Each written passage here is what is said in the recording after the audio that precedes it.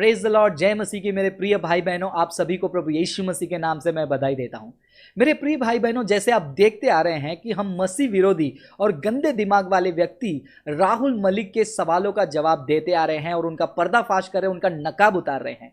उन्होंने जो वीडियो बनाया था एक्स रेटेड बाइबल क्रिश्चियनिटी के खिलाफ, ये साबित करने के लिए कि बाइबल में गंदगी भरी हुई है, और हमने beyond any shadow of doubt सारे वीडियोस का जो है हमने रिस्पॉन्स दिया है और उनको एक्सपोज किया है और साबित किया है कि बाइबल को जब संदर्भ और उसकी सुंदरता में पढ़ते हैं उसमें कोई गंदगी नहीं होती है। तो चलिए, वैसे ही उनका एक गंदा बयान जो है बाइबल में से वो निकाल के दिखाने की कोशिश कर रहे हैं इस बार राजा दाऊद और बादशीबा के बारे में। सुनिए वो क्या कहते हैं। दाऊद, इनका एक और पैगंबर आ जाता है दाऊद, उसने क्या काले कारनामे किए देखिए। शैमुएल 2 में आप पढ़ेंगे तो उसका 11वां अध्याय का 2 और 4 वचन पढ़ना जाकर के। क्या कहता है? किंतु दाऊद यरूशलेम में रुका, यरूशलेम में गया, यरूशलेम अर्थात इजराइल, ये वही की इर्द-गिर्द चीजें घूम रही है। शाम को वह अपने बिस्तर से उठा, वह राजमहल की छत पर चारों ओर घूमा। जब दाऊद छत पर था उसने एक स्त्री को नहाते हुए देखा। स्त्री बहुत सुंदर थी, इसलिए दाऊद ने अपने सेवकों को बुलाया और उनसे पूछा कि वह स्त्री कौन थी। एक सेवक ने उत्तर दिया, वह स्त्री एलीआम की पुत्री बतशेबा थी, वह हित्ती उरिय्याह की पत्नी है। अब देखिए इसने क्या किया, उस हित्ती उरिय्याह को मार दिया। कब मारा वो बताता हूं। चौथी आप पढ़ोगे आयत वचन इनका, दाऊद ने बतशेबा को अपने पास बुलाने के लिए दूत भेजे। जब वह दाऊद के पास आई तो उसने उसके साथ शारीरिक संबंध किया। किसी और की पत्नी से शारीरिक संबंध करते इनके पैगंबर दाऊद। देख लीजिए आगे आते हैं। किंतु बतशेबा गर्भवती हो गई, ये सारी गर्भवती हो जाती है। ये पैगंबर के हालात हैं जी। तो दोस्तों, जैसे मैंने कहा, बाइबल को जब तक हम उसकी सुंदरता और संदर्भ में नहीं पढ़ते हैं हमें पता नहीं चलता है कि बाइबल में ऐसी घटनाएं क्यों लिखी है। आगे बढ़ने से पहले मैं आपको याद दिलाना चाहूंगा, जब हम यूदा और तामार के वीडियो में बात कर रहे थे मैंने आपको एक वचन कोट किया था, 2 तिमोथी 3 अध्याय 16वां वचन। ये वचन में हमने देखा कि परमेश्वर ने ये सारे घटनाओं को बाइबल में रहने की अनुमति दी है ताकि ये घटनाओं के द्वारा हम विश्वासी उपदेश पाएं, शिक्षा पाएं, सुधारें और धर्म की शिक्षा को हम पाएं। और यहूदा और तामार के घटना में हमने देखा किस प्रकार एक विश्वासी को शिक्षा मिलती है, झूठा धोखा नहीं देना है, झूठा वादा नहीं करना है और गुप्त पाप करने से जिंदगी में क्या प्रभाव पड़ सकती है। और ये दाऊद और बादशीबा के घटना में जाने से पहले एक और बात मैं आपको बताना याद दिलाना चाहूंगा, इनफैक्ट, कि बाइबल जो है उनके हीरोज को जो है सिर्फ अच्छा अच्छा नहीं दिखाती है, उन्होंने जो गलती किया उस गलती को भी खुलासा करके दिखाती है। ये है सुंदरता बाइबल की। बाइबल किसी को भी बख्शती नहीं है, जो पाप करता है उसके पाप को खुलाकर दिखाती है और किस प्रकार परमेश्वर ने उनके जीवन में कार्य किया और वो पाप की वजह से उनकी जिंदगी में क्या प्रभाव पड़ा, ये बाइबल हमको बताती है। ये बाइबल की सुंदरता है। बाकी धर्म ग्रंथों में उन्होंने जो भी गंदा काम किया जो है उसको छिपा देते हैं। और एक और वीडियो में मैंने आपको बताया था कि बाइबल में कोई घटना है, इसका मतलब ये नहीं कि वो घटना आपको दोहराना है आपके जिंदगी में, वो आपको कमेंड नहीं कर रही है, कमेंट नहीं कर रही है। वो क्यों रखा गया है? ताकि उसमें से देखकर हम विश्वासी कुछ शिक्षा पा सके। तो चलिए हम दाऊद और बादशीबा के बारे में बात करते हैं। राजा दाऊद के बारे में जब हम पढ़ते हैं, विशेष तौर पर यह घटना 2 शमूएल की किताब में, और उससे पहले हमें पता चलता है कि दाऊद जो है परमेश्वर के द्वारा बहुत ही सामर्थ्य पूर्वक चुना गया एक बालक था जो राजा बना। किस प्रकार उन्होंने गोलियत को जीता, परमेश्वर का विशेष अभिषेक था। ये परमेश्वर का विशेष चुना हुआ अभिषिक्त दाऊद राजा किस प्रकार अपने जीवन में डगमगा रहा है हम ये देख सकते हैं। हाँ दोस्तों, जो भी मसीह में है उनको ये नहीं सोचना है कि मैं कुछ गलती नहीं कर पाऊंगा, उनको सावधानी बरतना है, क्योंकि ऐसे बड़े व्यक्ति जो हैं बाइबल में सावधानी नहीं बरतने के कारण कितनी बड़ी घटना आपत्ति उनके जीवन में आई है। आप ये 2 शमूएल 11वां अध्याय से आप देख सकते हो। यहां पर दाऊद की जिंदगी में एक ऐसा पाप आता है जो दाऊद के आगे आने वाले पीढ़ी को और उनके जीवन को कितना दुखी बना दिया। और राहुल मलिक ये चीजों को समझ नहीं पाएंगे क्योंकि बाइबल को वो पूरा नहीं पढ़ते हैं, केवल एक अध्याय को लेकर आते हैं। तो हमें बाइबल हमको बताती है कि दाऊद ने जो पाप किया उसका प्रभाव दाऊद के मरने तक कितना उनको झेलना पड़ा। जब हम इन किताबों को पढ़ते हैं, 2 शमूएल स्पेसिफिकली, हमें पता चलता है कि दाऊद राजा जो है बादशीबा नामक स्त्री के ऊपर वो लालसा लेकर आते हैं, उनके साथ शारीरिक संबंध बनाते हैं। ये बहुत बड़ी पाप उन्होंने की है जिसे बाइबल व्यभिचार कहती है। और व्यभिचार करना जो है मूसा के नियम के आधार पर जो है बहुत बड़ा पाप है, बहुत बड़ा गुनाह है। और इतना ही नहीं, पाप करने के बाद इंसान या तो मन फिराता है या तो उस पाप को छुपाने के लिए बहुत बड़ा पाप करता है। यहां पर दाऊद ने एक पाप तो किया व्यभिचार का, लेकिन जैसे बाकी लोग करते हैं वैसे दाऊद ने भी जो है उस पाप को छुपाने की कोशिश की। ये बहुत बड़ी गलती है दाऊद राजे की। बड़ी गलती पाप किया, लेकिन उससे भी बड़ी गलती उस पाप को छुपाने की कोशिश की, और उसके बेट में उस पाप को छुपाने के चक्कर में उन्होंने उस स्त्री के आदमी को यानी कि पुरुष को भी जो है युद्ध में मरवा डाला। तो आप देख पा रहे हैं किस प्रकार एक छोटा सा लालसा इंसान को क्या क्या बड़े पाप तक लेकर जा सकता है। और उसके बाद दाऊद राजा को पता चला कि वो स्त्री गर्भवती हो गई है, और उन्होंने शोक मनाया और दाऊद राजा ने जो है उनको घर पे लेकर आए। लेकिन क्या इस बात से परमेश्वर खुश थे? राहुल मलिक ये जताने की कोशिश कर रहे हैं बाइबल में ऐसी ऐसी कहानी है, लेकिन इमीडिएटली परमेश्वर का क्या रिस्पांस था? क्या राहुल मलिक ने उस अध्याय को पढ़ा? नहीं पढ़ा, क्योंकि उनके दिमाग में गंदगी है, सिर्फ उनको गंदगी ढूंढना है। लेकिन हम पढ़ेंगे, जब आप उसी दूसरा शमूएल 11वां अध्याय का आखिरवां वचन पढ़ते हैं 27 में, वहां पर देखिए आखिरी पंक्ति क्या लिखा है, परंतु उस काम से जो दाऊद ने किया था यहोवा क्रोधित हुआ। जी, आपको यहां पर सफाई से पता चल रहा है कि परमेश्वर यहोवा को कितना क्रोध आया कि दाऊद ने गलती की है। यहां पर आपको समझ में आ जानी चाहिए कि बाइबल यहां पर गलती को या फिर ऐसे पाप को बढ़ावा दे रही है, या फिर इमीडिएटली परमेश्वर उसके ऊपर डिस्प्लीज हो रहे हैं और क्रोधित हो रहे हैं। और उसके बाद जो गलती किया है उसको सजा भुगतना ही है। तो दाऊद की जिंदगी में क्या हुआ, आप अगला चैप्टर पढ़कर देखिए। राहुल मलिक जैसे लोग नहीं पढ़ेंगे, उनके अंधभक्त नहीं पढ़ेंगे। आप क्रिश्चियन हैं, आपको जानना है कि ऐसे घटना से आपको क्या शिक्षा मिलती है, तो आप पढ़िए। आएंगे दूसरा शमूएल की किताब अध्याय 12 में आते हैं। 12 में अगर आप 1 से लेकर पढ़ के देख सकते हैं, तब यहोवा ने दाऊद के पास नाथान, जो भविष्यद्वक्ता है, प्रॉफिट है, नबी है, उसको भेजा, और वह उसके पास जाकर कहने लगा, दाऊद से कहने लगा, एक नगर में, यहां पर देखो, यहां पर एक दृष्टांत जो है, भविष्यद्वक्ता जो है दाऊद से बात कर रहे हैं। एक नगर में 2 मनुष्य रहते थे, जिनमें से एक धनी और एक निर्धन था।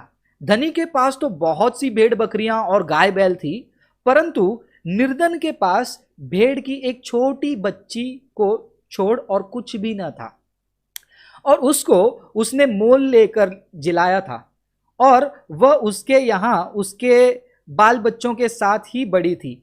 वह उसके टुकड़ों में से खाती और उसके कटोरों में से पीती और उसकी गोद में सोती थी, और वह उसकी बेटी के समान थी। 4वां वचन, और धनी के पास एक बटोही आया, और उसने उस बटोही के लिए जो उसके पास आया था भोजन बनवाने को अपनी भेड़ बकरियों व गाय बैलों में से कुछ न लिया, परंतु उस निर्धन मनुष्य की भेड़ की बच्ची लेकर उस जन के लिए जो उसके पास आया था भोजन बनाया।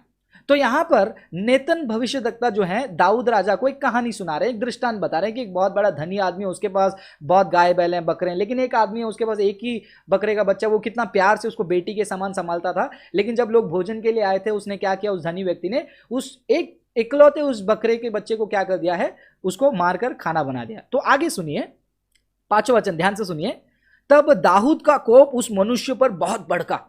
तो दाऊद यहां पर बहुत गुस्सा हो गए, और उसने नातन से कहा, यहोवा के जीवन की शपथ, कसम खा रहे, देखो यहां पर जिस मनुष्य ने ऐसा काम किया वो प्राण दंड के योग्य है। देखिए दाऊद जो है किस प्रकार यहां पर दोष लगाने के आगे आए। जैसे आपने यहूदा के स्टोरी में देखा, उन्होंने जो गलती किया उस गलती को देख नहीं पा रहे, दूसरे के गलती को जो है वो देख पा रहे हैं। यही चीज जो है हम मत्ती की किताब में 7वां अध्याय में देखते हैं, जहां पर यीशु मसीह कहते हैं कि तुम दूसरे के आंखों का तिनका निकालने से पहले खुद के आंख में जो लट्ठा है वो तुम नहीं देख पा रहे हो। तो यहां पर यही घटना वापस से जो यहूदा के जीवन में हुआ था वही जो है दाऊद के जीवन में हो रहा है। और वो कह रहे हैं, और उसको वो भेड़ की बच्ची का औगुना भर देना होगा, क्योंकि उसने ऐसा काम किया और कुछ दया नहीं की। तो यहां पर दाऊद का जो है गुस्सा भड़क उठा, और वो कसम खाकर कहने लगा कि वो इंसान को मार डालना चाहिए, और 4 गुना 4 टाइम्स, अगर आप इंग्लिश में पढ़ते हो, 4 गुना जो है उसको चुकाना पड़ेगा और उसको माफी नहीं मिलेगी। ये दाऊद का गुस्सा था। अब देखिए 7वां वचन में क्या लिखा है, तब नातन ने दाऊद से कहा, तू ही है वो मनुष्य। शॉक, इतना स्ट्रांग और चिलिंग रिस्पॉन्स एक राजा को भविष्यद्वक्ता ने कहा कि तू वो आदमी है जिसको तू भड़क रहा है, कि जिसको ये दंड मिलना चाहिए, वो आदमी तू है। इस्राएल का परमेश्वर यो कहता है कि मैंने तेरा अभिषेक करा के तुझे इस्राएल का राजा ठहराया, और मैंने तुझे शाऊल के हाथ से बचाया, फिर मैंने तेरा स्वामी का भवन तुझे दिया। और काफी सारे बातों को बताते हैं कि यहोवा ने दाऊद के जीवन में क्या क्या किया। लेकिन दाऊद ने क्या किया, 9वें वचन में आइए, समय बचाने के लिए मैं वचन स्किप कर रहा हूं।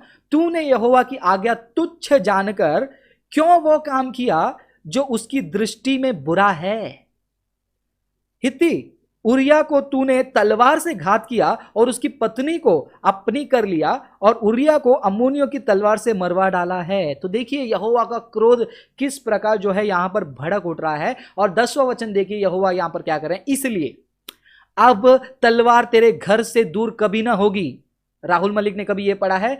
दाऊद किस प्रकार चुना हुआ व्यक्ति और उसके ऊपर परमेश्वर का क्रोध कैसे भड़क रहा है। जब दाऊद ने किसी के साथ, अगर बोल सकते हैं कि रेप किया, तो देखिए हमारा बाइबल का खुदा रेप के खिलाफ कितना है और ऐसे व्यभिचार के खिलाफ कैसा है, किस प्रकार वो भड़कता है। इसलिए अब तलवार तेरे घर से कभी दूर ना होगी, क्योंकि तूने मुझे तुच्छ जानकर हित्ती उरिया की पत्नी को अपनी पत्नी कर लिया है। और आगे आप 11वां वचन आप पढ़ के देख सकते हो। यहोवा यों कहता है कि सुन, मैं तेरे घर में से विपत्ति उठाकर तुझ पर डालूंगा।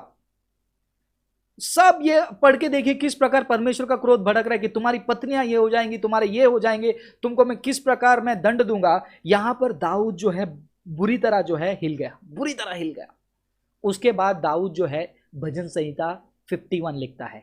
यस, भजन संहिता 51, और वहां पर वो प्रार्थना करता है और रोता है कि परमेश्वर मुझे आप माफ कीजिए, मैंने पाप कर दिया है और ये पाप के कारण जो है आप मुझसे मुंह ना फेरे। ऐसे करके आप पढ़ सकते हो, भजन संहिता 51 आप पढ़ सकते हो। उसी घटना में जो है दाऊद ने लिखी थी। तो जब दाऊद ने इस प्रार्थना को किया उस समय में क्या हुआ देखिए, मैं 14वां वचन पढ़ता हूं, 13वां वचन पढ़ता हूं। तब दाऊद ने नातन से कहा, मैंने यहोवा के विरुद्ध पाप किया है। और इसी बीच में उन्होंने भजन संहिता 51 का लिखा है। नातन ने दाऊद से कहा, यहोवा ने तेरे पाप को दूर किया है। उन्होंने पाप क्षमा मांगी, यहोवा ने पाप तो दूर किया है, तू मरेगा नहीं दाऊद, तू मरेगा नहीं। लेकिन 14वां वचन सुनिए, तो भी तूने जो इस काम के द्वारा यहोवा के शत्रुओं को तिरस्कार करने का बड़ा अवसर दिया है, इस कारण तेरा जो बेटा उत्पन्न हुआ है वो अवश्य ही मरेगा। लोगों को यह गलत फहमी है कि यीशु मसीह के पास आ गया, मैंने मर्डर कर दिया और यीशु मसीह से पाप क्षमा मांग गया, यीशु मसीह पाप क्षमा कर देंगे और कुछ नहीं होगा। पाप क्षमा तो मिलेगी, लेकिन आपने जो गलती किया उसका दंड भुगतना पड़ेगा। और जब हम लगातार हम पढ़ के देख सकते हैं, दाऊद राजा ने जो गलती की थी, जो व्यभिचार, उसका प्रभाव देखो कितना गंदा दाऊद राजा के ऊपर पड़ा कि उनके पीढ़ी से, उनके परिवार से तलवार कभी नहीं हटा। उनके चारों के चारों बेटे जो है मर गए, जो है अम्नोन मर गया, इसके बारे में हम अगले वीडियो में देखेंगे। अब्सलोम मर गया, और किलियाब करके जिनके बारे में ज्यादा नहीं वो मर गया। अदोनिजा मर गया। आप अदोनिजा के बारे में पहला राजाओं का वृत्तांत 1 अध्याय 11वां वचन, 2 सामुएल 3-4 में, और अब्सलोम के बारे में पहला इतिहास 3 अध्याय वचन 1 से लेकर 2 में आप पढ़ सकते हैं किस प्रकार दाऊद ने जो है अपने बेटों को गवा दिया, किस प्रकार दाऊद अपने जिंदगी को गंदी तरीके से गुजार रहे थे, डर डर के बच के भाग रहे थे अपने बेटों से।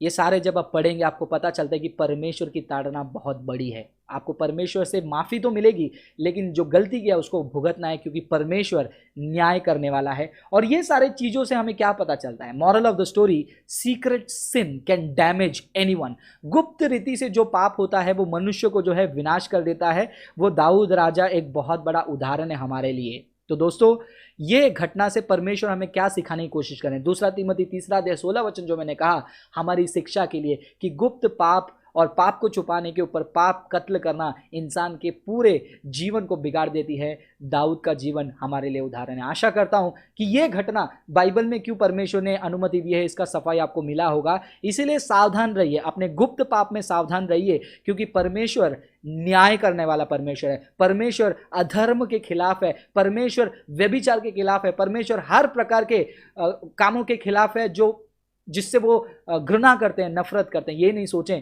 कि आप कुछ भी कर लें। कुछ लोगों के मन में होता है, और हिंदू भी कहते हैं आप क्रिश्चियन कुछ भी कर लो तुम्हारा यहोवा माफ करता है। ये क्लासिक एग्जांपल है। यहोवा पाप माफ करता है, लेकिन उसका आफ्टर मैथ, उसका आफ्टर इफेक्ट को किस प्रकार उनके विशेष अभिषिक्त दाऊद भी झेले।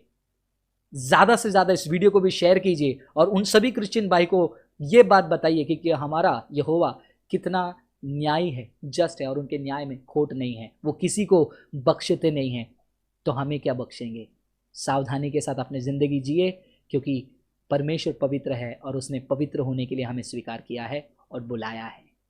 धन्यवाद करना चाहूँगा, आप मेरे साथ जुड़े रहें, इस चैनल को सब्सक्राइब कीजिए और ऐसे विशेष टॉपिक के ऊपर वीडियो हम बनाते रहेंगे, मसीह विरोधियों को अभी जवाब देते रहेंगे और साथ साथ हम भी बाइबल स्टडी करते रहेंगे।